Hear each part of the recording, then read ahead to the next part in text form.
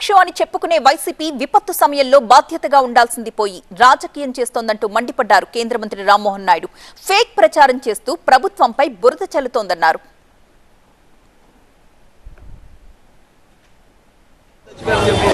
తర్వాత 11 మంది కూడా ఎవరైతే ఉన్నారో ఆ ప్రతిపక్షం అన్న హోదా వాళ్ళకి రావాలంటే బాధ్యత ఉండాలి.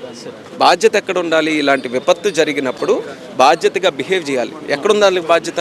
వచ్చిన తర్వాత రాజకీయ విమర్శలు చేస్తున్నారు, ప్రజల్ని పట్టించుకోవట్లేదు. రాజకీయంగా ఈ యొక్క విపత్తుని ఎలా మనం వినియోగించుకోవచ్చు, అమరావతి మునిగిపోయిందని ఫేక్ ప్రచారం, చంద్రబాబు నాయుడు గారి ఇంటి మీద వరద వస్తే డైవర్ట్ చేసామని ఫేక్ ప్రచారం, లేకపోతే ఎక్కడెక్కడో సరిగ్గా రిలీఫ్ సరిగ్గా జరగట్లేదని ఫేక్ ప్రచారం. అంటే ప్రజల్ని డైవర్ట్ చేసి భయభ్రాంతులు సృష్టించడానికి ఇలాంటి కార్యక్రమాలన్నీ కూడా చేస్తున్నారు. అదే బాధ్యత కలిగినటువంటి ప్రతిపక్షం అయితే ఆయన వచ్చి 10 మందిని కలిసి భరోసా ఇచ్చి, ఇది రాజకీయం చేసే సమయం కాదు కదా, వర్షం అయినా రాజకీయం చేసిందా? వర్షంలా పడింది, ఎక్కువ పడింది, అందరూ కూడా లాక్ అయ్యారు. ప్రభుత్వం చేయాల్సిన బాధ్యత ప్రభుత్వం చేస్తుంది.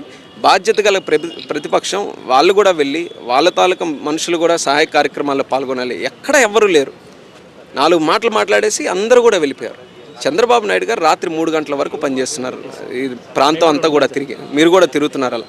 సో అంత ప్రయత్నం చేసే ముఖ్యమంత్రి అంత పద్ధతిగా ప్రజలతో మమేకమై వాళ్ళు భరోసా ఇవ్వడానికి మెయిన్ ఏ కార్యక్రమం తర్వాత జరిగినా సరే ముందుగా వాళ్ళకి కనబడితే ముఖ్యమంత్రి మా దగ్గరికి వచ్చాడు, మా మీద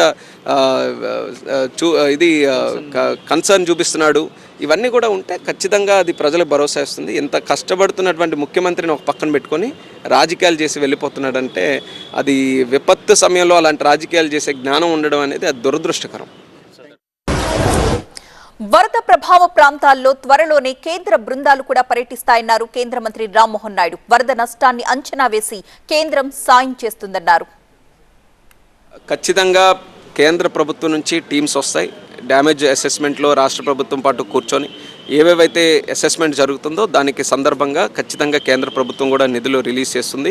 మరి ఆ అష్యూరెన్స్ ముందుగానే ప్రధానమంత్రి గారు కానీ లేకపోతే కేంద్ర ప్రభుత్వం కానీ ఎప్పుడు ఏ కెలామిటీ అయినా సరే మీరు ఖచ్చితంగా చూడండి, అన్ని కార్యక్రమాల్లో కూడా కేంద్ర ప్రభుత్వం నిమగ్నమై పనిచేస్తుంది. అదే తరహాలో ఇక్కడ కూడా ఏదైతే రాష్ట్ర ప్రభుత్వం నిర్ధారించబోతుందో కేంద్ర ప్రభుత్వం కూడా దాన్ని వెరిఫై చేయించి దాని ప్రకారం ముందుకు